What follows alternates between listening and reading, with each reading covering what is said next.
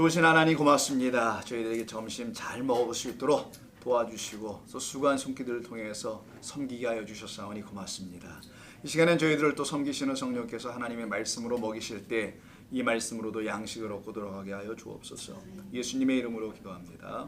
아멘. 자, 여러분 5장입니다. 4장은 아니고요. 5장 1절부터 오늘은 5절까지 키 찾으셨군요. 예, 앉으시고요. 자, 5장 1절부터 오늘부터가 이제 더 중요한 부분으로 이제 들어옵니다. 그래서 여러분 물론 모든 말씀이 다 그렇습니다만은 오늘부터 이제 본격적으로 이제 인과 관계된 부분들이 이제 이야기가 돼요. 아시다시피 요한계시록에는 세 가지 제한이라는 게 있어요. 인해장, 나팔장, 대접장이 있는데 그 인에 대한 것을 이제 언급하는 게 5장부터의 시작이에요. 그래서 여러분 잘 듣고 오늘은 그거의 서론이라고 할 수 있는 부분입니다. 잘 듣고 이해하시길 바라고요. 5장 1절부터 5절을 한번 읽어볼게요. 제가 내가 보매 보좌에 앉으신 이의 오른손에 두루마리가 있으니 안팎으로 썼고 7인으로 봉하였더라. 또 보매 힘있는 천사가 큰 음성으로 외치기를 누가 그 두루마리를 펴며 그 인을 떼기에 합당하냐 하나 하늘 위에나 땅 아래에 능히 그 두루마리를 펴거나 보거나 할 자가 없더라. 그 두루마리를 펴거나 보거나 하기에 합당한 자가 보이지 아니하기로 내가 크게 울었더니 마지막 절 같이 할까요? 장로 중에 한 사람이 내게 말하되 울지 말라. 유대의 지파의 사자 다윗의 뿌리가 이겼으니 그 두루마리와 그 7인을 떼시리라 하더라. 아멘. 자, 여기 인에 대한 이야기가 나와요. 인봉하다라는 겁니다. 인봉하는 거. 편지나 중요한 서신이나 문건들은 반드시 인봉을 하게 되어 있죠. 그래서 인봉한다는 건 단순히 인봉이 아니에요. 완전히 seal하는 거라서 아무나 열어볼 수가 없죠. 자, 근데 이게 지금 보좌에 앉으신이라고 시작됩니다. 이 보좌는 4장에 있는 보좌죠. 그 보좌에 앉아 계신 영원하신 하나님이 계신 거고요. 그게 3절에 4장 3절에 있었던 걸 여러분 보셨을 거예요. 2절 3절. 그 주변으로 24장로들이 펼쳐져 있고 또 그 주변으로 네 생물이 있었었죠. 자, 24장로와 네 생물의 의미는 여러분 다 이해하셨으리라 생각하고 이건 성도를 말하려고 하는 것이고 그것을 12레위인과 12지파를 통해서 설명하는 것이고 그 모든 중심의 보좌는 그 영원하신 언약궤가 있는 그곳이죠. 그래서 언약궤와 법궤 그래서 하나님으로 일치시키고 있다는 것을 우리가 알게 됩니다. 잘 들으시고 이때 보좌에 앉으신 그 영원하신 하나님이에요. 근데 이분의 오른손에라고 되어 있습니다. 자, 왜 오른손이라 됐을까요? 자, 여기 보세요. 왜 오른손이라 됐을까요? 왼손이라 안 하고 하나님이 그럼 오른손이 있나요? 라는 질문부터 해야 되니까 그런데도 불구하고 왜 오른손이라 했을까라는 거죠. 그래서 여기 어떤 의미를 담고 있을 겁니다. 여기 써있는 이 두루마리라는 건 하나님의 성경이에요. 말씀이라는 겁니다. 아시다시피 그 말씀은 항상 오른손에 들려집니다. 그래서 계시록 1장부터 한번 훑어볼게요. 여러분 1장 열어보세요. 16절 1장 16절을 보기에는 그의 오른손에 7별이 있고 그의 입에서 좌우에 날성검이 나와요. 항상 날성검은 말씀을 상징한다는 거 아시죠? 좌우의 날성검, 히브리서 4장 12절에 있는 말씀, 하나님의 말씀은 좌우의 날성검보다도 더 예리하다. 날성검을 하나님의 말씀으로 비유한 거니까 여기서도 날성검이라는 것은 그의 입에서 나오는 하나님의 말씀을 말하는 거잖아요. 그때도 오른이 나오죠. 오른별, 오른손 뭐 이런 게 나옵니다. 자, 오른손에 있는 날성검이 지금 얘기되는 거고요. 또 17절도 보시면 또 나와요. 오른손 또 있어요. 굉장히 많이 나옵니다. 일일이 다 볼 수가 없고 1장 20절을 대표로 볼게요. 내가 본 것은 내 오른손의 7별의 비밀과 또 7 금촛대라. 7별은 7교회의 사자예요. 7촛대는 7교회라. 이 모든 것이 오른손에 들려있다는 거예요. 하나님의 오른손에. 하나님의 오른손에 들려있는 7비밀, 7 금촛대는 다 설명했네요. 하나님의 교회와 하나님의 사자들. 이들을 갖다가 7 촛대 7별이라고 되어 있는 하나님의 오른손에 붙잡혀 있는 것이라는 겁니다. 계속해서 오른손이 나오죠. 5장으로 넘어가서 보고요. 5장 1절에 나온 거 지나고 10장 2절로 한번 보세요. 두 군데만 딱 보겠습니다. 여기서도 똑같이 오늘 5장 1절에서 말하는 것처럼 그 손에 펴놓인 작은 두루마리를 들고 그 오른발은 바다를 밟고 왼발은 땅을 밟을 때 이때도 손이 나와요. 또 그리고 오른발이 또 나옵니다. 그럼 이 손은 뭐 계속된 똑같은 손이 되니까 오른손에 들고 있는 것을 말하죠. 그래서 오른이 나와요. 그럼 마지막으로 히브리서를 볼게요. 이제 앞쪽으로 가시면 히브리서가 나옵니다. 야고보서를 지나자마자 히브리서 10장 12절을 한번 보세요.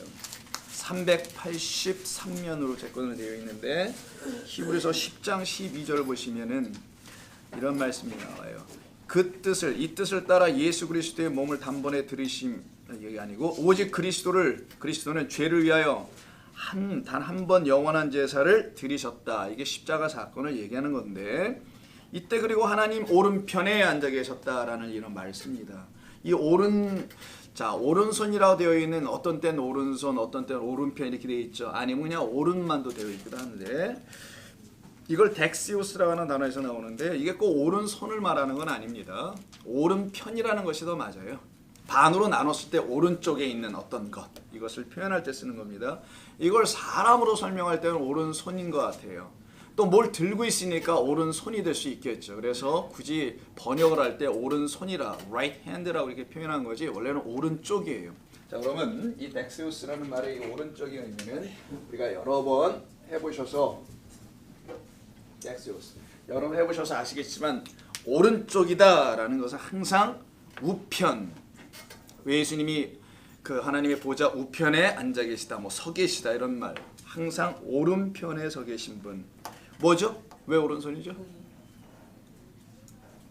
올바르기 때문에. 그래서 올바르다라는 말, 의롭다라는 말을 표현할 때 항상 오른쪽으로 쓴다는 거. 그래서 이 두루마리가 지금 다시 5장을 가보세요. 본문 5장을 보시면은 두루마리가 오른손에 하나님의 오른손에 있다라는 것은 이 두루마리가 옳은 말씀, 의의 말씀, 진리의 말씀을 담은 것이다라는 걸 알려주려고 오른자를 쓴 거예요. 계시록 5장 1절에서 지금. 계시록 5장 1절 표시해 놓으시고 왔다 갔다 할 거니까 좀 이해하시겠죠? 왜 하나님께서 오른손에다가 또 오른쪽에다가 붙들고 계셨냐? 하나님은 육신이 없는데도 왜 이렇게 표현했느냐? 우리에게 알려주시려고요. 하나님이 가지고 계신 것은 참된 것을 갖고 계시다. 그것을 갖다가 두루마리에 쓰여진 그것도 안팎으로 쓰여진 것이라 하죠. 자 그럼 이제 두 번째 이건 옳은 의의 말씀, 진리의 말씀, 그리고 올바른 말씀. 자 이런 말이에요. 그것을 하나님이 갖고 계시다. 그걸 주시려고 우리에게 하시는 것이죠. 그때 두루마리라는 게 나옵니다. 두루마리라는 게 마른 거죠. 멍석 두루마리 뭐 이런 말도 쓰고요. 자, 이 두루마리라는 그 말이 나오는데 이게 비블리온이라고 해요. 헬라어는 중요하지 않고 이게 어떻게 쓰이는 말인지를 좀 알아야 필요가 있어요. 왜 여기서 두루마리라고 했는가? 자, 옛날에는 글을 쓰면 죽간에 쓰기도 했습니다. 죽간, 대나무를 베껴가지고 딱 글을 썼죠. 거기다도 쓰기도 했고, 저 종이가 만들어지면 종이에다 쓰기도 했고, 종이를 길게 해서 이렇게 말아서 쓰기도 했고, 사극 보시면 이렇게 말죠, 이렇게 쫙 피고 이걸 두루마리라고 해요. 이렇게 그래서 거기다 가운데다 끈으로 이렇게 묶어 놓잖아요. 받는 자만 그걸 펴야지 다른 사람이 피면 안 되는 것처럼 그걸 두루마리라고 하는데 이 두루마리 비블리온이 어떻게 쓰이는지를 마태복음 19장에서부터 먼저 볼게요. 신약성경 마태복음 19장에 이 말이 처음 등장하는데 이 비블리온이라는 말을 한번 좀 확인해 보겠습니다. 자, 분명 하나님의 말씀 성경을 말하는 건 분명히 알겠어요. 근데 이게 어떻게 사용되는지 어느 때 쓰여졌는지를 19장 7절. 자, 바리새인들과 사두개인들과의 대화를 계속 끊임없이 하시잖아요. 그때 19장 7절에서 보면은 이런 얘기가 나와요. 여짜오되 그러면 어찌하여 모세가 이혼 증서를 주어서 버리라 명하나이까? 라고 지금 바리새인들이 예수님을 3절부터 시험하는 내용이 나오죠. 시험하는 내용은 모세 율법에 이렇게 기록됐다는 걸 4절로 얘기하잖아요. 그 앞에서 아내가 뭐라고 합니까? 이유가 있으면은 버릴 만한 이유, 이혼할 만한 사유가 분명히 있으면 이혼해도 된다라는 거예요. 그런 얘기를 좀 하는 거예요. 그때 예수님께서 뭐라고 하냐면 4절에 사람을 지으시니가 본래 그들을 남자와 여자를 지으시고 말씀하시길 그러므로 사람이 부모를 떠나서 아내와 합하여 그 둘이 한 몸이 될지나 하신 것을 잊지 못하느냐 너희들이 깨달아 알지 못하느냐 이 말을 하는 거잖아요. 여러분 다 아실 거라 보고요. 이 말의 뜻을 그리스도는 그 남자가 우리라는 여자들에게 찾아와서 복음으로 하나로 연합하시겠다는 뜻이잖아요. 근데 너네는 이걸 남자와 여자의 성으로만 생각하고 있잖아. 그래서 남성 우월주의 사회에서 여자를 쉽게 당시 유대인들은요 요리를 못해도 버렸습니다. 이혼의 사유가 됐었어요. 얼굴 못생기고 당근 사스에 해당이 됐습니다. 그럼 우리는 다 이혼당할 팔자들이었었는데 시대를 잘 만나가지고 지금은 뜯어 고치고 결혼하잖아요. 예, 지금은 뜯어 고칠 이유도 없으니까 그냥 막 살고 계시고. 그런데 이런 여러 가지 이유로다가 이혼을 했어요. 남성 우월주의 사회의 어떤 모습을 보여주는 것이겠죠. 그러나 이건 그들은 그렇게 생각했다라는 거예요. 하나님의 말씀을 이 세상 것, 땅의 것, 육의 것, 삶의 내용, 관계 뭐 이런 걸로 너희들이 참으로 하나님의 말씀 뭐였다고요? 읽지 못하였다라고 하잖아요. 읽지 못하였다. 이들이 정말 읽지 못했어요? 글을 몰라요? 깨달아 알지 못했다는 뜻이겠죠. 너희들이 깨달아 알지 못하는 건 하나님이 성을 주신 것은 남녀와 여성으로 주신 것은 그런 뜻으로 준 게 아니야. 남성 여자 지배하라는 것도 아니고 뭐 결혼이나 하고 그러라는 것도 아니고 이건 하나님의 진리를 가르쳐 주려고 내가 남편이고 너희는 신부야.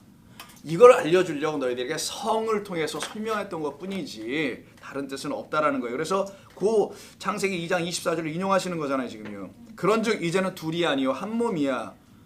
근데 너희들은 이혼한다고 자꾸 말하는데 그래 그런 육적 이혼을 타당해야 하겠지. 그걸 내가 하지 말라 하라 이런 얘기를 성경에서 교훈 삼아 법으로 정해서 이혼법, 가정법 이걸 주는 게 성경의 목적은 아니야라고 하는 거예요. 그건 알아서 하는 거지. 저 인간이 나를 그렇게 괴롭혀도 나는 저 인간 없으면 못 살겠어요. 하면 할 수 없는 거고. 응?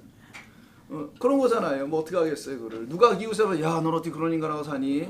이렇게 얘기할 때가 있어요. 근데도 불구하고 내 팔자에 뭐 저 인간 아니면 또 어디 가서 이렇게 또 있는 걸 어떻게 할 거냐고. 그러니까 알아서들 하게 하되 하는 것인데 하나님의 말씀은 그런 인간의 삶의 법에 교훈을 주기 위한 사람의 교훈이 아니다. 이거는 계명이다. 계명은 우리의 삶에 반드시 적용되어 진리를 가르쳐주기 위해서 있는 말씀일 뿐이다. 이걸 너희들이 모른다 해서 얘기하는 거예요. 그러면서 그들이 한마디 더 거들게 여짜오되 그러면 어찌하여 들고 나오죠 또. 아니 모세가 이런 말을 했는데요. 이혼 증서를 줘서 버리라고요. 그게 뭡니까? 라고 할 때 예수께서 모세 이르시되 모세가 너희 마음에 완악함 때문에 아내 버림을 허락하였거니와 그렇지 않으면 그 아내가 너희들한테 맞아 죽잖아. 그러니까 차라리 너를 떠나는 게 낫지. 이 완악한 놈들아. 그런 것 차원에서 이런 일도 허락은 하시는 거야. 겉의 것으로. 그런데 아내 버림을 허락할 본래는 그렇지 아니하다. 내가 너에게 말하노니 누구든지 음행한 이유를 취하고서는 아내를 버리고 다른 데 장가가는 것은 가늠함이야. 이게 뭔 뜻이에요? 여호와 하나님을 버리고 떠난 그들을 얘기하는 걸 간음이라고 하는 거예요. 그거 외에는 너희들이 하나님과 헤어질 일이 사실 없어. 이런 얘기죠. 이때 이혼 증서가 나와요. 이때 이혼자 말고 증서 있죠. 요게 두루마리예요. 그럼 뭐냐? 기억나세요? 옛날 우리가 다뤘던 거? 하나님의 말씀을 깨달아 알지 못하면 이건 하나님과 우리를 어떻게 하는 책이라고요? 이혼하게 하는 책으로 너희들에게 읽혀질 거야 평생. 우리가 언제 하나님과 우리 하나님과 짝 하고 싶어 죽겠는데요. 이렇게 얘기하는 그 바리새인들 향해서 너희들은 이 책을 이혼 증서로 삼고 있는 거야. 그래서 모세가 너희들에게 야 이혼 증서 먹고 떨어져 이 얘기를 했다라는 거예요. 하나님의 말씀을 못 알아들으면 이게 이혼을 시키는, 분리시키는, 하나가 되지 않고 연합되지 않는 창세기 2장 24절 그 부모를 떠나서 둘이 한 몸이 되는 것이 이루어지지가 않게 되는. 근데 이 말씀을 통해서는 거꾸로 읽어야죠. 알아들어야지. 이건 우리를 하나님과 하나로 연합하게 하시기 위한 진리의 말씀을 담으신 그런 두루마리구나. 이게 증서예요. 증서니까 증표로 준 거잖아요. 그래서 두루마리가 여기서는 이혼 증서라는 증서로 번역됐다라는 거 그렇게 아시는 것이 중요할 것 같고요. 누가복음 4장. 마태마가는 누가복음 4장을 가서 보시면은요 이런 말이 나옵니다. 4장 17절. 많은 양을 제가 하다 보니까 좀 말이 빨라지는데 집중이 좀 있어야 됩니다, 여러분. 4장 17절. 자, 예수님께서 나사렛 회당에 들어서 성경을 읽으시죠. 그게 16절이에요. 성경을 읽으러 서셨어요. 성경은 어디에 써 있겠어요? 당시에는 두루마리에 써 있었겠죠. 그래서 선지자 이사야의 글을 드리거늘 책을 펴서 이렇게 기록된 데를 찾아 읽으세요. 예수님께서 이사야를 딱 받아서는 그거를 이사야를 줬어요. 그 1장부터 66장 있잖아요. 그 중에 하나를 골라야 될 거 아니에요. 그 많은 것 중에 예수님이 눈 감고 딱 폈더니가 아니라 펴보니까가 아니고 61장인가 거기를 핀 거예요. 보니까 그게 이사야 61장 18절이 인용된 겁니다. 61장 1절이. 그때 이사야 글이라는 말이 나와요. 글. 요게 비블리온이에요. 그리고 드리곤을 책을 펴서 또 책도 또 비블리오냐. 어디에는 두루마리, 어디에는 책, 어디에는 글, 어디에는 증서. 제가 이렇게 다 다르게 번역을 해가지고 하나님의 말씀이라는 하나님의 글, 이 말씀, 그 마음을 담은 이 글, 이 성경이 제각기 좀 번역이 되어 있다는 거예요. 여러분들은 이렇게 아시라는 거예요. 그래서 이게 비블리온이라는 건 하나님의 말씀을 써놓은 성경, 하나님의 말씀 자체라는 거예요. 이게 이걸 두루마리라고 하는 겁니다. 두루마리라고 쓸게요. 두루미가 아니고 두루마리예요.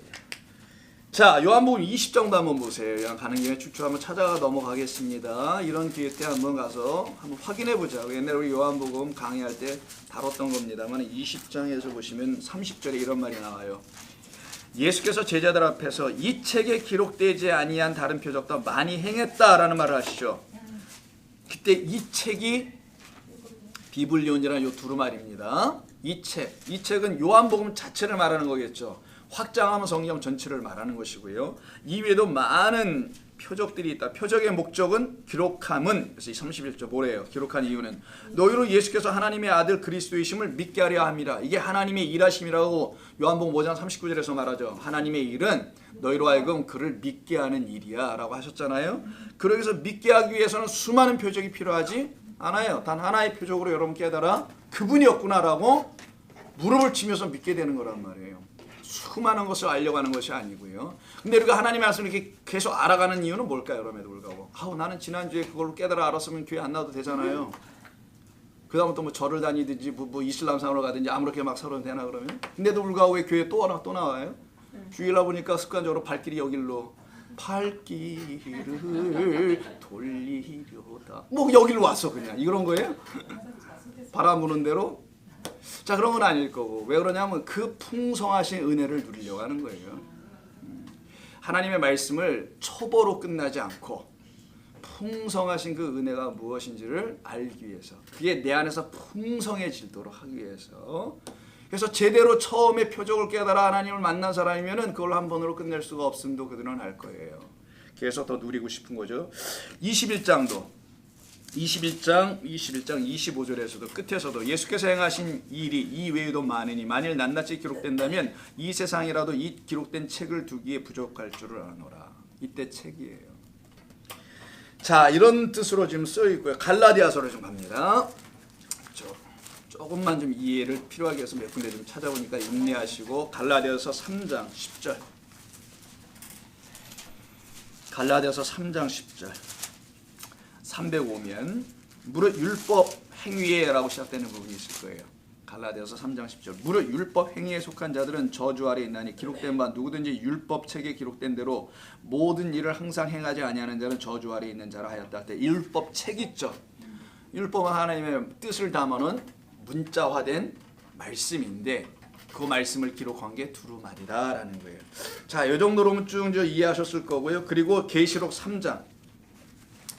바깥에서 이렇게 얘기를 하고 있어요. 근데 계시록 안에서 3장 5절을 보시면 여기서 한번 비블리온이 나옵니다. 처음으로. 그러므로 내가 어떻게 박해받았냐고 이야기를 하죠. 3절부터 시작하다가 그러나 사대에 그 옷을 더럽히지 아니한 몇 명이 내게 있어 흰옷을 입고 나와 함께 다니리니 그들은 합당한 자로 우리가 인정한다. 이기는 자는 이와 같이 흰옷을 입을 것이요 내가 그 이름을 생명책에서 결코 지우지 아니할 것이다. 이때 생명의 책이에요. 원래는 이 책이 비블리온이에요. 자, 그러면 지금까지 쭉 들어보니까 이 두루마리는 하나님의 말씀이 기록된 책을 말해요. 문서, 증서 뭐 좋습니다. 그 책이에요. 글이 적혀 있는 겁니다. 근데 이게 뭘 주냐? 이혼을 주면 안 되고 생명을 주는 것으로 존재하고 있다는 거예요. 본래가. 그렇게 쓰여져 있는 것, 이걸 생명책. 이와 20장에서 또 나온단 말이에요. 생명책은. 생명책에 이름이 기록된다는 말이 나오잖아요. 그래서 생명의 말씀을 담고 있는 책이 바로 두루마리다. 이게 결론이에요. 이혼으로 이해하지 마시고 생명의 말씀을 담은 것이다. 생명은 하나님이시고요. 말씀이고 또 영이다 라는 거 기억하시죠? 요한복음 6장 63절에 이런 말씀이 있어요. 내 말은 영이요 생명이다. 그러니까 생명의 말씀을 기록해 놓은 책이 하나님의 영이에요. 사실은. 그러니까 하나님의 말씀을 영으로 깨닫지 못하면은 이혼이 될 거예요. 분명히. 그럼 어쩔 수가 없는 그 과정을 경험하게 돼요. 자, 근데 5장 1절에 좀 특이한 게 있어요. 세상에 이렇게 글을 써놓은 건 난 처음 봤습니다. 어떻게 글을 안팎으로 써요? 보니까 안팎은 맞아. 이거 보세요. 이렇게 제가 종이 하죠. 여러분 성경도 뭐 안쪽, 바깥쪽 이런 거에 두루마리를 생각하죠. 두루마리 말려 있어요. 그러면 글은 어디다가만 씁니까? 되게. 왜? 이걸 인봉하면 밖에 쓰면 보이면 돼야 안 돼요. 아, 이거 안에만 써야 맞잖아. 이게 논리상 안 맞아. 인봉까지 했대. 그러면 안에만 써놓고 인봉을 해야지. 밖에 써놓으면 아 이거 한글만 띄면 다 읽을 줄 아는데 어떻게 하라는 거예요? 그러면 이 인봉의 의미가 없어지잖아. 이 말 자체로 보면은. 근데도 안팎으로 썼다는 말은 뭐예요? 그리고 또 잠궈놨대요. 또 인봉했다라는 거예요. 그러면 이 뜻이 무엇인지를 이해해봐야 되겠죠. 안팎이라라는 것은 문자적으로 생각하면 이게 말이 하나도 안 맞는데 인봉되도록 써놓은 말이라면 안팎의 의미가 뭘까라는 걸 좀 생각해 봐야 돼요. 자, 안팎으로 쓰여져 있다. 안쪽과 밖의 쪽이에요. 그거는 이미 4장 6절에서 4장 8절에서 한번 다룬 적이 있어요. 그 위에 안과 밖 주변이라는 말이 있었지 않습니까? 거기에서 한번 우리가 다루긴 했었는데 이 의미가 뭔지. 자, 안팎으로 쓰여져 있어서 눈으로 보고 읽을 수 있어요. 일단 있단 말이야. 안으로만 써 있으면 못 읽는 말이 나와야 되는데 밖으로도 써 있으니까 주다가 비밀이라고 하는데 뭐 다 써 있어요. 여기 지금 뭐 읽어보니까 개똥이는 집에 있어라 뭐 이렇게 써 있어요. 소똥이는 나와라 이렇게 써 있다. 이거 다 알아들어. 이걸 왕한테 갖다 주라는데 이게 뭐 비밀이야? 그래서 그 주는 자는 이게 비밀이야. 몰라. 글을 읽었어도. 그래 진짜 인봉이 된 거 아니에요? 암호로 써놨다는 거겠지. 그냥 읽어서는 무슨 말인지를 자기 혼자 개똥이는 집에 있으라나 보다. 그래서 동네 개똥이들한테 다 집에 있어라고 얘기를 하고 돌아다니고 있는 거예요 지금. 소똥이들은 나와라 이렇게 들었어. 써 있어. 그래서 소똥이들이야 다 나오래. 이렇게 가서 전하고 있는 거야. 자기가 읽어보고는. 근데 그런 뜻이 아니라 안팎으로 써져 있으나 안에 있는 것이나 밖에 있는 것이나 다 뭐 있대요? 인봉돼 있다라는 거 아니에요 어차피. 그러면 네가 네 눈으로 봐도 안 돼. 그거는 누가 봐야 된다는 거예요? 반드시 받을 자가 봐야 해. 이런 얘기 아니겠어요? 받아야 될 그 사람이 받아야만이 그만이 열어서 보고 아유 나한테 이런 편지를 또 나랑 또 밥 한 끼 먹자고 또 보냈군. 또 작업 꺼내. 뭐 이렇게 알아듣잖아요. 그냥 딱 받으면은. 그래서 거기서 있잖아요. 거기 옛날에 거기서 우리 만나요. 여러분 두 사람은 알아. 그래서 쓴 자와 쓴 것을 받는 자는 분명히 알게 되어 있어요. 근데 주는 자는 거기가 뭐요? 거기가 어디지? 또 만나자 밥 먹자는 뭐예요? 어느 식당이에요? 모른다는 얘기인 거예요. 자, 그러면 안팎의 의미가 뭐냐? 눈으로 보고도 알 수 없도록 만들어 놓았다 이 말이에요. 일곱인으로 인봉이 되어 있어서 보이지 않는 안에 기록된 글들은 그 인이 떼어지기 전까지는 알아볼 수가 없다 해서 안에 거 겉에 거. 그래서 여기서 나오는 거예요. 하나님의 말씀을 겉에 것으로 읽어버려. 이렇게 문자로만 읽어. 그럼 이거 아는 것 같아 보이죠? 근데 안다는 게 뭐 자기 지식이야. 자기 경험. 아 인생을 살아보니까 아 그렇지. 남에게 대접하는데도 너도 대접을 받을 거야. 이런 말이 있어 성경이니까. 맞아 내가 그러겠니? 해봤더니 정말 그런 일이 벌어져. 인생 경험을 통해서. 그런 것으로 죄다 성경을 이해하게 된다는 거예요. 사람의 마음과 자기의 눈으로 읽어버리면은 그게 바로 겉으로 성경을 읽는다라는 마음. 이걸 문자로 단순히 읽었다는 얘기 아니라 자기 겉은 자기 사람 생각이라 그랬죠. 겉의 것을 가지고 읽으면 안 된다는 거. 자기 생각으로 읽으면 안 되고 자기 마음으로 읽으면 안 되고 경험 지식으로 읽으면 안 된다는 거. 그것이 죽임당하고 할례 받아야 된다는 걸 하셨죠. 그것으로 죽고 하나님이 주시는 새로운 것으로 봐야만이 그 겉의 것을 읽어도 그 안의 것을 깨달아 알아듣게 되는 거예요. 이 두 사람이 무슨 얘기하고 있는지를 자기도 제3자로서 이제 끼어들어서 알아듣는 거예요. 알아들으면 어떻게 해요? 자기도 끼는 거지 뭐 들어가서 니들 그런 얘기하는지 나 진짜 알아. 뭐 이러고 끼는 거잖아요.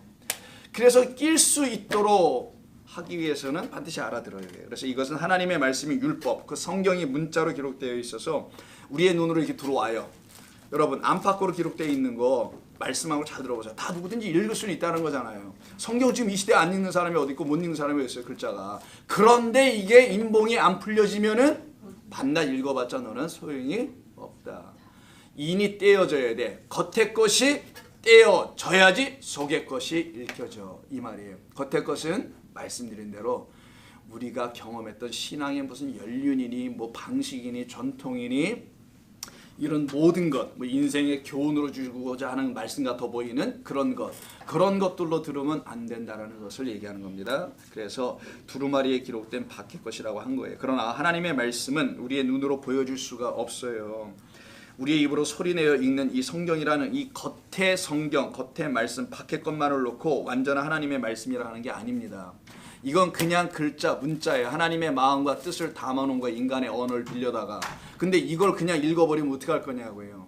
읽고 깨달아 알 수 있어야만 되겠죠. 그래서 그 안의 것인 하나님의 마음과 우리의 눈과 마음과 생각으로 깨달을 수가 없어요. 하나님의 마음은 오직 당신의 영으로만 깨달아 알 수 있도록 장치해 놓으셨다라는 뜻을 설명한 게 인봉해 놓았다예요. 그러니 하나님의 영, 성령을 구하지 아니하면은 도저히 이거는 알 수가 없게 되어 있어요. 이런 건 있습니다. 목사가 가르치는 교사가 설명을 해줬어. 그러면 알아는 들을 거 아니에요. 아 그래 나 알았어. 이거를 알았다고 하면 안 된다라는 거예요. 제 얘기는. 이거는 가르쳐서 안 거지. 그거를 알아서 뭐 할 거예요. 그것도 몰라도 괜찮아요. 그런 걸 가지고 알았다라고 하는 게 아니고 그거는 내가 이 말씀을 성령으로 읽으려고 애를 썼는데도 불구하고 내가 몰랐어요. 그래서 하나님께 간구하고 기도하는 중에 교제하다가 예배드리다가 뭐 또 묵상하고 기도하다가 말씀을 듣다가 그게 그런 거였구나라고 깨달아 알아듣는 정도가 된다면 또 모르겠지만 그냥 성경 공부에 참석해서 그냥 참여해가지고 뭐 말씀을 설교 시간에 듣다가 그게 그런 말이군 이걸 가지고 지금 성경을 깨달아 알았다고 얘기하는 게 아니에요. 성경은 그런 식으로 여러분에게 나오면 지식의 수준에서 멈추는 것을 말합니다. 하나님의 말씀이 정말 깨달아져 들어오면 그건 하나님의 영의 말씀이 되고 영은 살리는 것, 생명을 반드시 주게 돼 있어요. 여러분을 살려내게 돼 있습니다. 근데 하나님의 말씀은 그냥 설교 시간에 깨달아 고개 끄덕끄덕해 살아나는 건지 남은 모르고 하나님과 그만해 하실 것이겠죠. 그래서 이게 조심해야 될 말이기도 합니다. 그래서 그러므로 그 겉의 말씀을 가지고 그 안의 것을 읽어내도록 하시겠다라는 거예요. 성경 보입니다. 보이는 이 겉의 말씀이에요. 눈으로 다 보고 읽으니까. 근데 이렇게 겉으로 읽는 것 같아 보이나 성령이 여러분들의 개입하면 이걸 안의 뜻, 속에 진짜 담아놓으신 뜻을 알게 해주신다는 겁니다. 그 안의 것, 바로 하나님께서 우리에게 주고 싶어 하시는 가장 귀하고 좋은 것은 이 겉에 있는 문자가 아니에요. 안에 있는 이겁니다. 이 생명. 그래서 마태복음 7장 7절 보세요. 이런 말씀 예수님께서 한 거예요. 여러분 기도 열심히 하세요? 기도 좀 하세요. 네, 하세요. 대답을 처음에 할 때면 대답하죠. 뒤늦게. 자, 구하라 그리하면 너희에게 주실 것이요 찾으라 그리하면 찾아낼 것이요 문을 두드리라 그리하면 열릴 것이다. 이런 말씀이 있죠. 여러분 잘 알고 계신 마태복음 7장 7절입니다. 자, 이 7장 7절에 구하라 찾으라 두드리라는 말씀을 왜 하시는 건가?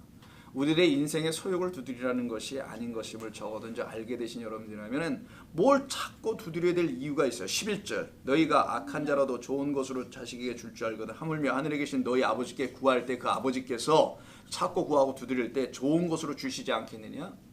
좋은 게 뭔지를 밤낮 이 세상의 것으로만 배우고 알게 된 사람들은 세상에 어떤 좋은 것을 구할 거 아니겠어요? 기도 가운데. 근데 그런 기도가 싹 다 사라지게 되는 경우가 있게 된다면 이건 단 하나. 아버지 하나님께서 주시는 좋은 것이 뭔지를 알게 됐을 때는 비교할 수가 없도다라는 걸 알게 되죠. 그럼 그 좋은 것을 다시 구하게 될 거 아니에요. 그때 드디어 마태복음 7장 7절의 의미가 내게 들어오게 되겠죠. 내가 지금까지 구한 모든 것이 헛된 것을 구한 거구나. 내 인생 잘못 산 게 아니라 하나님을 내가 잘못 믿고 알고 살아왔구나라는 걸 딱 처절하게 깨닫고 돌이켜 회개하는 겁니다. 그리고는 내가 구할 것을 구하지 못한 그 자리에서 돌이키면 이제 제대로 구할 수 있겠죠. 그 좋은 것이 뭐예요? 좋은 게 뭘까? 이 세상에 우리 인생으로 살아가면서 가장 좋은 게 뭘까? 좋은 남자 만나는 거, 좋은 여자 만나는 거, 좋은 집 사는 거, 좋은 여자. 우리가 많이 있잖아. 좋은 차 들어가는 거. 그 중에 좋은 교회가 있어요. 끝에. 그런 걸까요? 아닐 것 같고. 자, 이것에 대해서 답을 주시는 게 누가복음에 있어요. 누가복음 11장을 가져보겠습니다. 누가복음 11장도 똑같이 주기도문에 관계된 부분과 연결되어 있는데 누가복음식의 주기도문은 11장에 기록이 되어 있습니다. 왜? 자, 11장 보시면은 누가복음 이런 말이 여러분 성경에 분명히 기록되어 있는데 없으면 큰일 나요. 이게 보여야 돼. 자, 9절입니다. 똑같은 내용이 있죠. 9절. 내가 너에게로 구하라 그러면 주실 것이요 찾으라 찾아낼 것이요 두드리라 그러면 열릴 것이다. 구하는 이마다 받을 것이며 찾는 이마다 찾을 것이요 두드리는 이에게 열릴 것이다. 약속하는 것이 반드시 다 이루어진다. 약속은 9절이요 이루어지는 응답은 10절이라는 거잖아요. 그럼 뭐를 구했을 때, 뭐를 두들겼을 때 이게 응답이 될까? 너희 중에 아버지가 된 자로서 누가 아들이 생선을 달라 할 때 생선 대신에 뱀을 주는 자가 있겠느냐? 물론 뱀탕도 때로 좋을 때는 있습니다만은 알을 달라 하는데 전갈을 주겠느냐? 예, 중국 분들은 전갈도 요리해서 드시더라고요. 이런 얘기하는 거겠느냐? 비유입니다. 그러니까 이걸 꼬투리 잡지 말고 비유고. 자, 답은 뭐냐? 13절. 너희가 악할지라도 좋은 것을 하물며 자식에게 줄 줄 알거든. 하물며 너희 하늘 아버지께서 구하는 자에게 성령을 주시지 않겠느냐. 그러면 마태복음 7장 11절과 누가복음 11장 13절을 연결시켜 보면 좋은 게 뭐예요? 왜 성령이 좋을까요? 답은 냈어요. 이건 초등학생도 다 아는 거예요. 이거. 아, 그 성령이네요. 가로친데 우리 옛날에 가로친 거 많이 해봤죠. 가로치고 30, 60 가로치고 100이 나오는 게 뭐. 자, 성령이 왜 좋을까? 왜 좋은 걸까? 이게 여러분에게 이제 느껴져야 되는 거예요. 성령을 구하라. 성령은 좋은 것이야. 하나님이 주시려 가장 좋은 건 성령이야. 성령이 뭐길래? 자, 이 성령을 구하지 아니하면은 성령이 없으면은 인이 떼어지지 않는다. 이 얘기예요. 인이 떼어져야만이 그 말씀이 내게 생명이 되어 들어오지요. 생명이 된다는 건 내가 구원과 영생을 얻게 되었다라는 걸 말합니다.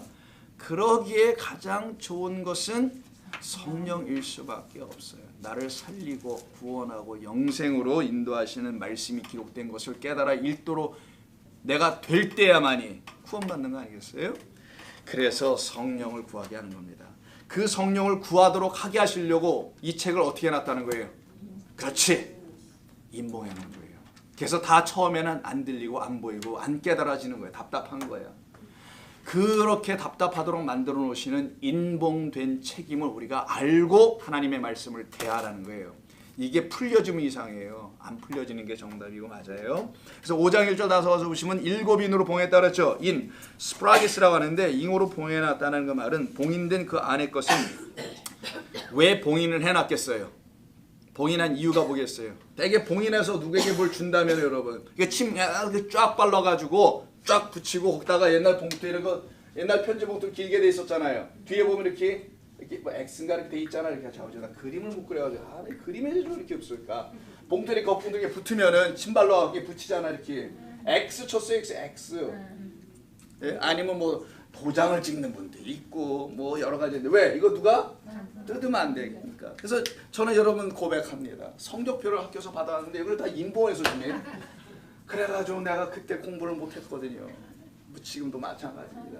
여러분들과 저랑 도끼니 개끼니 공부를 못해가지고 여기 겉에를 여기를 칼을 넣고 이렇게 착 잘라서요. 제가 이런 짓도 한 사람이에요. 저는 보통이 아닙니다. 그래서 성적표를 가나다 이런 거 있잖아요. 미안 그것도 몰라. 수미안가인데 가나다라 마바사래. 수미안가를 다시 고쳐 썼습니다. 밑자에다가 미를 칼날로 다 긁어내가지고는 침 바르고 다시 양이 아니고 우자로 이렇게 쳐. 저는 이 정도까지 했던 사람이에요. 그리고 아버지한테 여기 부분을 기술적으로 날카로운 칼로 자르고 다시 붙였습니다. 왜 여기를 뜯으면 안 되니까 여기 인봉된 데 표시되니까. 저는 몇 살 때 그렇게 중요하지 모르겠네요. 국민학교 때는 못했죠. 그래도 좀 뭘 알 때 그런 때 했죠. 자, 이렇게 인봉된 거란 말이에요. 그래서 seal했다 영어로는 이렇게 표현하는 거죠. 이렇게 하는 이유가 뭐겠어요? 첫째, 아주 중요한 것이기 때문에. 넘버 1, 중요하다. 아주 중요한 게 있어요. 두 번째, 반드시 받아야 할 자가 받기 전에는 누구든지 열어봐서는 안 된다. 열어봐봤자 모른다. 이것도 담겨 있어요. 왜? 그것은 비밀이기 때문에. 세 가지. 중요하다. 두 번째, 받는 사람만 받아야 한다. 세 번째는 비밀이 그 안에 쓰여 있다. 하나님의 말씀은 비밀이에요. 그래서 제가 아주 또 이런 말 잘하잖아요. 개나 소나 못 알아듣는다. 왜? 개와 소는 못 읽어요. 사람만 읽지. 자, 그래서 2절부터 이제 보겠습니다. 자, 두루마리에 인친 것을 이해하시겠죠? 이 정도면은 봄에 또 봄에 힘 있는 첨사가 그 음성으로 외치기를 누가 그 두루마리를 펴며 그 인을 떼기에 합당할까? 하나 하늘 위에나 땅 위에나 땅 아래나 능히 그 두루마리를 펴거나 볼 자가 없대요. 장로 중 한 사람이 내게 말하되 울지 마라. 울긴 왜 울어? 유대 지파의 사자 다윗의 뿌리가 이겼으니 그가 떼줄 거야. 인을 때리시리라 하더라. 내가 보니 보좌와 내 생물 장로 사이에 보니까 어린 양이 있어요. 그럼 5절과 6절을 보니까 어린 양이 유다의 사자라는 거 아니겠어요? 그분이 와서 떼어줄 거니까 염려하지 말라, 울지 말라 이런 얘기를 해요. 자, 그러면 여기서 쭉 한번 보겠습니다. 그런데 이 책을 받을 자, 이 두루마리를 받을 자가 누구이며 또한 그 받는 자만이 인을 뗄 수 있는 유일한 수신자가 누구인지를 알려주고 있는 거죠. 답은 나왔어요. 유다 지파의 사자. 사자는 라이온입니다. 이거. 네. 그 다음에 다윗의 뿌리. 메신저는 뜻이 아니고 여기서는 라이온이에요.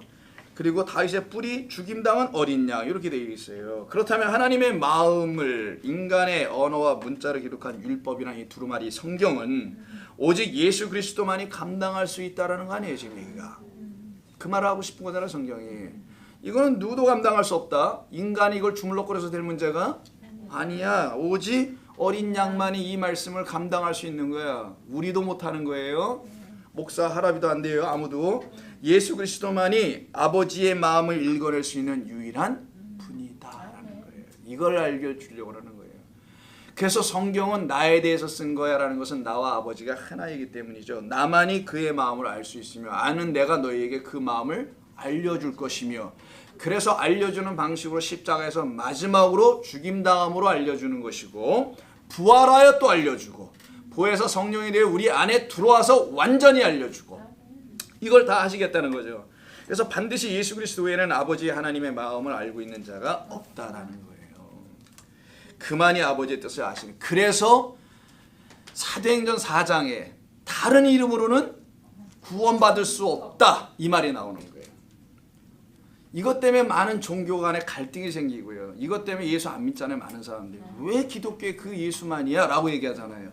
예수 그리스도를 통해서 주신 말씀을 그를 통해서만 이해되고 해석되도록 다 잠금장치 비밀 코드를 만들어 놨는데 어떻게 할 거냐는 거예요. 여러분. 따져도 그분한테 가서 따지자고요. 나중에 왜 이렇게 했냐고. 근데 따지기 전에 따지도록 하나님께서 이거 알려주셨으니까 그리스도 예수라는 그 렌즈를 통해서 잘 들여다봐라. 그러면은 다 알게 될 것이다. 그 비밀들. 비밀은 내가 너를 사랑함이라는 비밀인데 이걸 너희들이 알게 될 거야. 세상이 주는 평안과 사랑과는 다르다. 이것을 너희가 알게 될 거야. 그래서 그로 말미암아만. 그래서 받는 자, 그만이 이걸 아는 자야. 그에게만 갖다 줘. 그리고 그가 이걸 펴서 그가 읽어주고 낭독하고 설명해주고 깨닫게 해주실 때만이 우리라는 제2차의 사람들이 알아듣기 시작하는 것이다 라는 거예요. 그래서 반드시 예수 그리스도에는 누구도 없다. 아버지 하나님의 마음을. 그리고 우리 성도들은 그 예수 그리스도에 의해서 떼어졌다. 이게 풀려졌다라는 거잖아요. 떼어진 하나님의 말씀을 들을 때 우리 마음 안에서도 그 말씀이 풀려지기 시작하는 거예요. 그게 율법의 사망이라고 합니다. 율법으로 무장하고 있었던 내가 그냥 이런 글자 어떤 예수를 믿으면 구원받아 천국 가 영생을 얻어 이런 말로 그냥 무장이 돼 있어 내가. 그래서 그 말을 누가 그러면 예수 믿고 구원받아요. 영생 이렇게 내가 되면 촥촥 나가는데 보니까 그냥 말만 하는 거야. 그러니까 율법을 조문을 읽듯이 유대인들이 십계명을 달달달 외우듯이 지금 이 시대의 성도들은 그 말을 그냥 자기도 그냥 감각적으로 말을 해내고 있는 것뿐이야. 라고 한다면 이게 가정입니다. 여러분 그렇지 않겠지만 그렇다면 그가 어찌 구원받은 백성이라 할 수 있겠는가. 그거는 앵무새지 그냥. 교회에서 가르쳐준 교리를 읊어내는 것뿐이지 그게 무슨 구원과 무슨 관계가 있겠느냐 이걸 얘기하는 거예요. 그래서 오직 그를 통하여서 알게 된다는 것은 차원이 다릅니다. 그 뜻을 깨달아 알아가기 시작하기 때문이죠. 그래서 말씀이 육신이 되신 그분만이 하나님의 아들이잖아요. 그래서 말씀이 육신이 되어 오신 그분만이 그 말씀을 알려줄 거 아니겠는가. 그래서 요한복음 5장 한번 보겠습니다. 요한계시록 썼던 그 요한이 요한복음 5장에서 이런 말을 이미 또 하게 되는 것을 보게 돼요. 자, 요한복음 5장 25절 6절에서 이런 말이 나옵니다. 아이고 찢어졌다. 아이고 이제 찢어져 나가네요. 근데 하필이면 이 다쟁이 6장이 찢어졌네요. 5장 25절 6절을 한번 보세요. 진실로 진실로 너에게는 죽은 자들이 하나님의 음성을 들을 때가 오나니 곧 이때라. 듣는 자가 이 말을 딱 들으면은 살아날 거야. 음성을 듣는다고 그랬잖아요. 글을 읽는 게 아니고 성경을 읽는 게 아니라고 되어 있어요. 여기 지금 주님은 음성을 들어. 음성. 이걸 읽다가 음성이 들린다는 거예요. 자, 음성을 들을 때가 곧 이때라. 듣는 자는 그때 살아나리라. 하나님께서 아버지께서 자기 속에 생명이 있음 같이 아들에게도 생명을 줘 그 속에 있게 하셨기 때문이다라는 거예요. 그래서 아들 외에는 그 음성, 정확한 음성, 생명을 이야기하는 그 음성을 들려줄 자가 없는 이유는 그 아버지가 그 아들에게 그 생명을 주어서 보냈기 때문에. 그래서 그 아들을 통해서 들으면 생명 이야기를 반드시 듣지 죄와 사망의 법의 이야기를 듣지 않아요. 근데 죄와 사망의 법을 가르쳐. 율법을 가르치는 겁니다. 그래서 거기에 얽매여. 그래서 회개나 시켜. 그걸 두려움으로 삼게 해서 거기에 자꾸만 붙잡히게 만들어 놓는다면은 그게 무슨 복음이겠냐는 거예요. 자, 그래서 여기서 말씀한 겁니다. 계시록 10장도 한번 볼게요. 그러면 이 복음의 비밀이 이제 하나하나씩 풀려지기 시작할 텐데 계시록 10장. 요한계시록 10장을 보면 이런 말씀이 이제 나옵니다. 10장 7절에서 10절이에요. 일곱 번째 천사가 소리내는 날 그의 나팔을 불려고 할 때 하나님이 그의 종 선지자들에게 전하신 복음과 같이 하나님의 그 비밀이 이루어지리라 하더라. 하늘에서 나서 내게 들리던 음성이 나오네요. 여기서도요. 이 복음의 비밀을 알려주려고 하는 음성이 나와요. 내게 말하여 이르되 내가 가서 바다와 땅을 밟고 서 있는 천사의 손에 펴 놓여 있는 두루마리를 가져라. 아까 그 10장 2절이잖아요. 내가 천사에게 나아가 작은 두루마리를 달라 한즉 천사가 이르되 갖다 먹어 버려라. 내 배에는 쓰나 내 입에서는 꿀같이 달게 될 것이다. 쓴 것으로부터 시작하죠. 달잖아. 하나님의 말씀 결단코. 이 말씀은 나를 향하여 사망 자리에 있는 것을 알게 하고 부인시키는 과정에 반드시 우선시 되어야 되기 때문에 먼저는 쓴 겁니다. 내 속에서. 처음엔 막 좋아서 먹었는데 먹다 보니까 이게 갈수록 쓰네. 이게 점점 어려워지는 것 같아. 감당하기가, 받아들이기가. 그리고 이거 어떻게 죽어야 되는지도 잘 모르겠고 뭐 부인을 하라 그러는데 부인하니까 잠깐만 자기를 혼자 막 부인해 보려고 애를 쓰는데 그런 것도 아니었는데 이런 과정을 통하는 것을 배에서는 쓰나 나중에 그 쓴 것이 다 양약이 돼서 몸속으로 다 스며들면 드디어 달게 된다는 표현을 하고 있는 거죠. 바로 그렇게 하나님의 말씀이 비밀이 풀려지게 되면 이와 같은 일이 벌어지게 되는 겁니다. 그래서 에베소서 6장 19절에서 사도 바울은요. 에베소서 6장 19절에서 이런 말씀을 성도들에게 전해주게 되는 거예요. 여러분 잘 아시는 말씀이 거기 있어요. 전신갑주의 말씀이 끝에 붙은 거예요. 또 나를 위하여 구할 것은 이라고 말했어요. 구하라 찾으라 할 때 그 구할 것은 내게 말씀을 주사. 자, 내게 말씀을 주사. 그 인봉이 떼어진 그 말씀을 주사. 입으로 먹겠죠. 받아 먹었으니까. 말씀을 주사. 나로 입을 열어 먹었으니까요. 입에서 나오겠죠. 복음의 비밀이 나오겠네요. 이걸 담대히 알리게 하옵소서. 그러면 하나님의 말씀에 인이 떼어지면은 반드시 그 안에 담겨 있는 비밀이 풀려질 거라는 거예요. 비밀은 뭐 여기 뭐 비밀이 있나? 아니, 그런 비밀이 아니고요. 신비한 하나님의 구원의 은혜의 이야기가 내게 들려지기 시작한다. 무스테리온이니까 신비한 겁니다. 이걸 비밀이라고 시크릿이라고 하는데 시크릿은 아니고요. 깨달을 일일이 다 감당할 수가 없을 정도로 너무나 위대하고 광대한 하나님의 말씀의 그 신비한 것이 내게 들어온다는 거예요. 그 차원으로 복음의 비밀을 내 입을 열어 전할 수 있으려면 복음의 비밀이 내 안에서 풀려져야 되겠죠. 그것을 지금 사도 바울이 위해서 다른 거 놓고 기도하지 말고 이것 놓고 좀 기도해 주세요. 여러분들도 마찬가지예요. 구하고 찾고 두드리는 이 기도의 삶은 바로 그거를 구하는 거예요. 다른 거 구하는 게 아니라 그 삶이 없으면 여러분 날마다 지칩니다. 신앙생활이 매너리즘에 빠지게 되고 형식주의에 빠지게 되는 걸 율법주의라고 하는 거라서 거기에 빠져서 그냥 교회 가서 그냥 나이스하게 있다가 와야 돼. 그 시간만이라도 일주일의 삶을 뭐 어떻게 살든지 간에 그 시간만이라도 있어. 이런 것만 반복한단 말이에요. 큰일 나지. 그러면은 여러분의 얼굴의 모습을 대변하려니까 좀 어렵네. 표현이 좀 됐습니까? 자, 5장 2절 다시 가셔서요. 자, 누가 이 두루마리를 펼 것인가? 이때 펴다라는 말이 나와요. 돗자리 펴다 같은 건데 아노이고예요. 열다, 오픈이라는 뜻이죠. 오픈, 열다. 이렇게 책을 열다. 책 못 여는 사람이 어디 있어요? 손만 있으면 다 열지. 그런 열다 의미가 아니겠네. 이 열다는 어디서 나왔어요? 4장 1절에서 있지 않습니까? 하늘이 열린 문이 있다. 이때 열다의 아노이고, 예수님께서 입을 열어 가르치실 때 열다. 하늘이 열리고 예수님의 입이 열려서 산상순의 팔복이 터져 나오는 거. 이게 복음의 비밀이 내 입에서 나와야 된다고 사도 바울이 6장 19절에서 전신갑주 입고 얘기하는 거잖아요. 지금요. 똑같은 내용들에서 결국은 두루마리를 누가 펼 것인가, 누가 열 것인가, 이 말이네요. 그 말은 뭐예요? 누가 이 하늘의 비밀을 열어줄 것인가, 이 말이에요. 누가 예수의 입에서 나온 그 말씀을 누가 열어줄 것인가. 예수님은 뭐라고 했어요? 산상순에서 심령이 가난한 자는 복이 있을 것이요. 저희들이 뭐를 가져 그래서 천국이 저희들 것이라 그러죠. 그게 무슨 말인지 말로는 하셨단 말인데 이게 무슨 말인지 못 알아들으면은 예수 잘 믿고 가면은 가난한 심령들에게 천국을 주나 봐. 이런 식으로 혼자 이해하고 만다는 거예요. 그게 아니라고 우리가 얘기했지 않습니까? 그럼 지금 어떻게 이해했는지 안 물어볼게요. 이거 뭐 기억하고 그럴 건 아니니까. 심령이 가난하다. 하나님에 대하여 가난한 자. 그래서 가난한 아까 그 사람 기억나세요? 사무엘하에서 암양 새끼 하나만 갖고 있어. 이게 가난한 자야.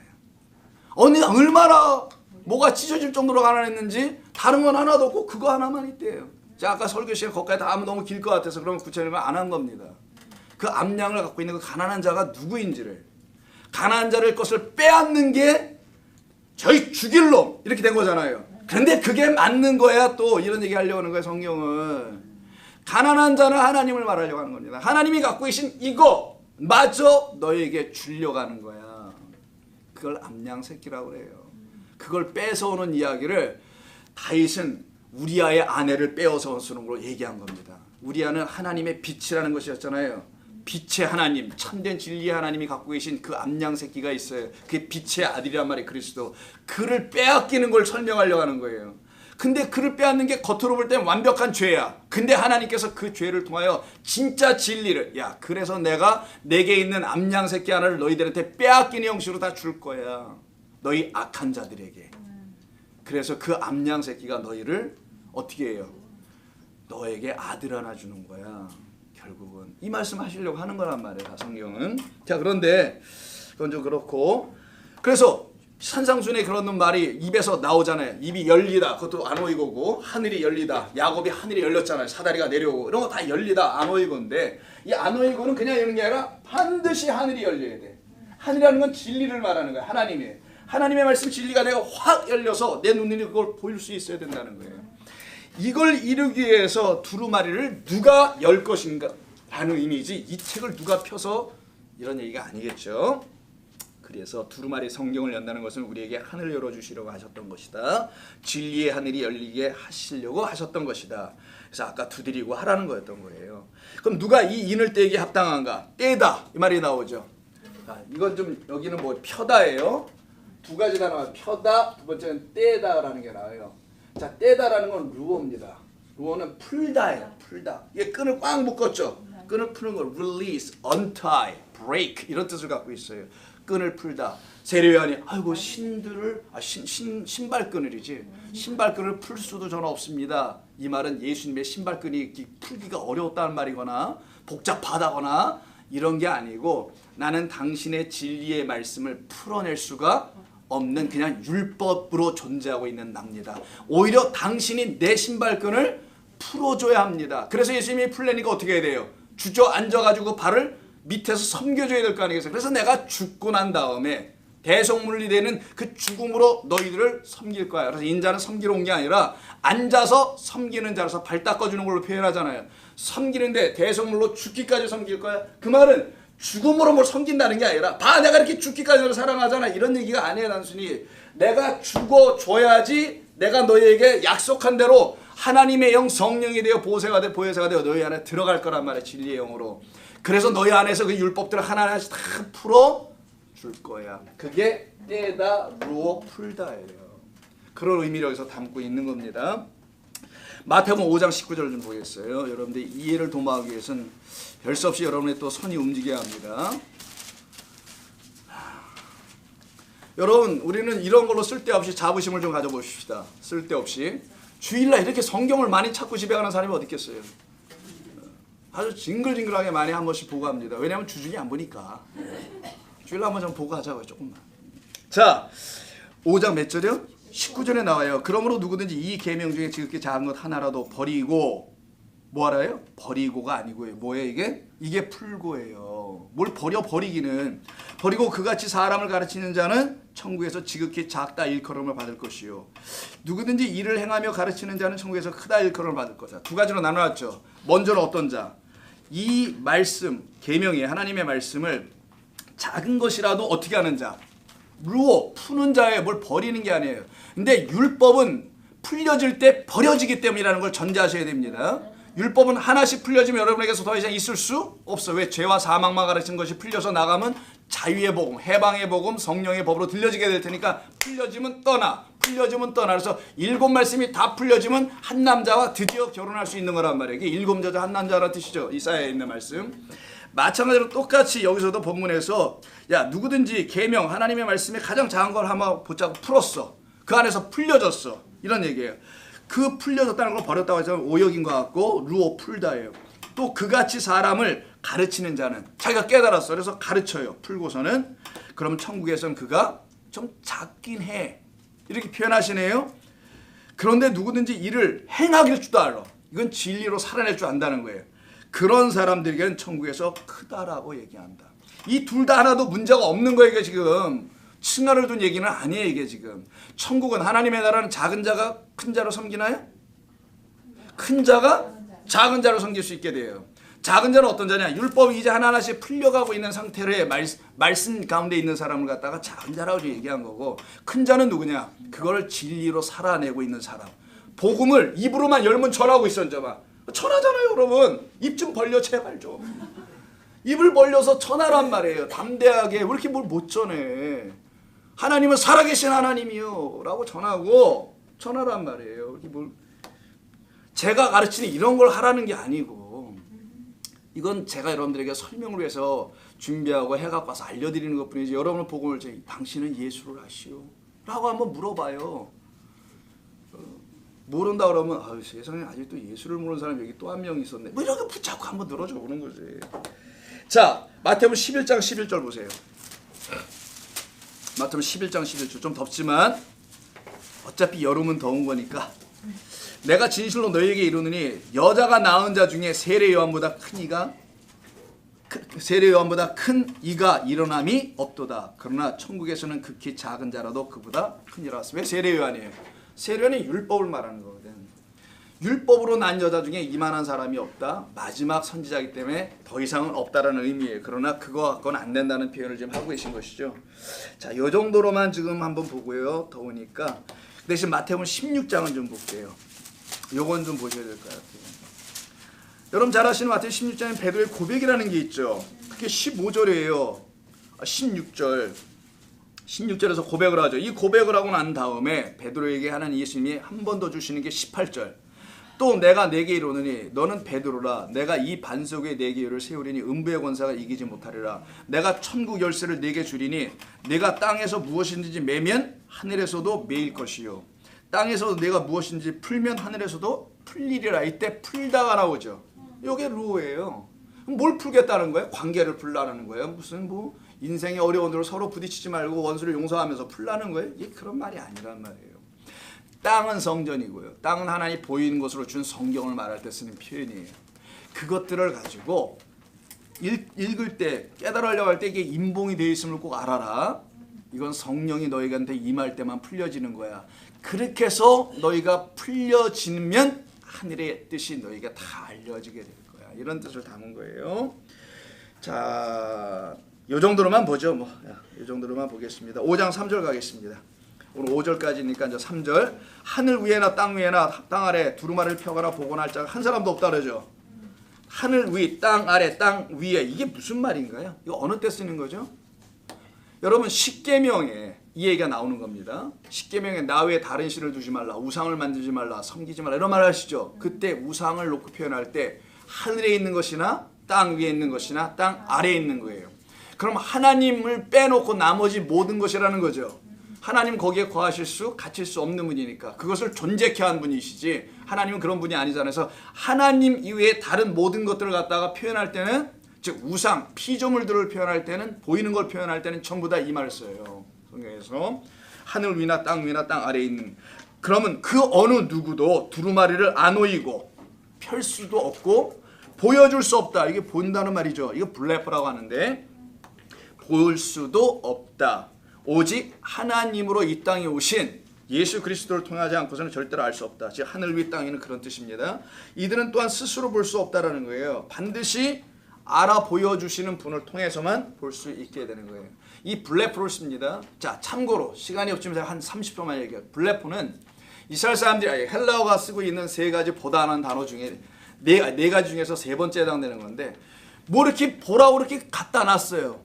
이걸 잘 좀 봐봐, 잘 관찰해서 봐봐, 그럼 이게 무엇인지를 너는 알게 될 거야 할 때 쓰는 걸 블레포라고 해요. 그냥 눈으로 보는 걸 옵타나움이라고 하고요. 그 다음에 뭐 다르게 보는 게 또 있어요. 근데 이때 보는 거는 하나님께서 야, 내가 어떤 존재인지를 내가 알려주기 위해서 너에게 이걸 한번 갖다 보여줄게. 그 대신 겉으로 보는 걸 자세히 잘 봐봐, 들여다봐봐. 그럼 내가 이 보는 것을 가지고 나를 알게 될 거야. 그걸 갖다가 블레포라고 하는 거예요. 그래서 이 겉으로 쓰여져 있는 말씀, 안팎이라고 했잖아요. 이걸 자세히 들여다봐봐. 그걸 풀어주는 자로 인해서 너는 그 안에 있는 진짜의 것을 알아보게 될 거야. 그래서 이 블레포는 먹어보다, 맛을 보다, 뭐해보다라는 말로 쓰이는 단어예요. 자, 그런 단어가 여기서 사용됐다는 겁니다. 그래서 오직 예수 그리스도만이 안 오이고 열어줄 수 있는 분이며 오직 예수 그리스도만이 보여주실 수 있는 분이다. 그가 왜 그렇게 보여줄 수 있게 되냐? 휘장, 궁창, 하늘, 눈에 보이는 그 하늘 아래에 있는 것들 있죠. 하늘 아래에 있는 보이는 이 땅에 오신 당신 자신과 율법과 율법 성전이라는 그 모든 것들, 보이는 것들을 더 이상 보이지 않는 것으로 주려면 보이는 것들을 없애버려야 돼요. 그 없애버림을 예수님의 자기 죽음이라고 하는 겁니다. 그 십자가 사건이라고 하는 거예요. 여기서 좀 사람들이 어려워하는데 어려워하지 마시고, 예수님이 우리의 눈으로 보이는 이걸 가지고 겉으로 성경을 보는 걸 가지고는 우리 하나님을 알 수가 없기 때문에 눈에 보이는 모든 것들을 다 없애버리시는 일이 하나님이 우리 안에서 행하시는 일이라는 거예요. 그거를 표현해 준 게 휘장이 찢어졌다. 그걸 당신의 육신의 죽음으로 설명하고 이렇게 표현해내게 되는 거죠. 바로 그렇게 하심으로써 그 안에 진짜 담겨있는 진리를 열어 우리에게 알려주시려고 하시는 것을 갖다가 쓰는 말입니다. 히브리서 한번 잠깐 보겠습니다. 자, 히브리서